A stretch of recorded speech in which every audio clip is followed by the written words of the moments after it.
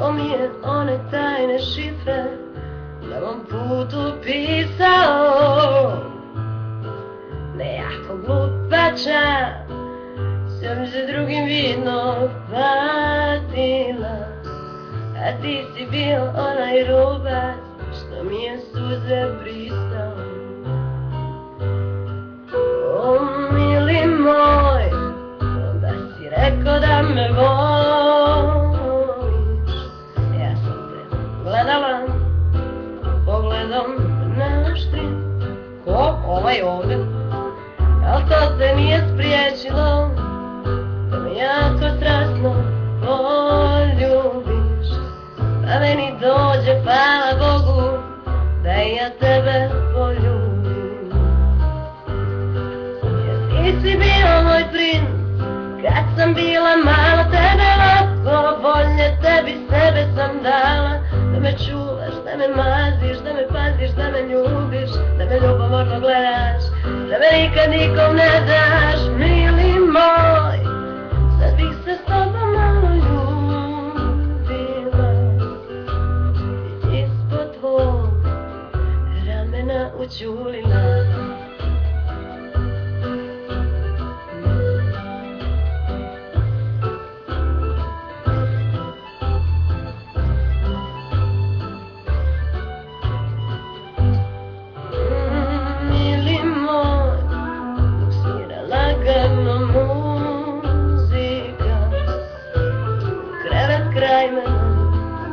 Se polako ušuljaj,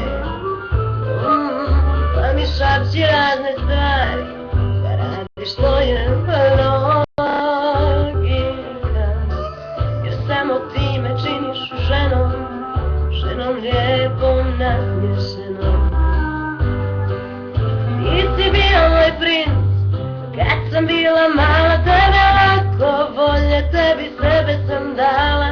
Da me čuvaš, da me maziš, da me paziš, da me ljubiš, da me ljubomorno gledaš, da me nikad nikom ne daš, mili moj. Sad bih se s tobom malo ljubila i ispod tvog ramena učulila. O, mili moj, a da se nismo sreli stvarno bila bi grehota. Jer sada znam da te volim, znam da te volim, znam da te volim.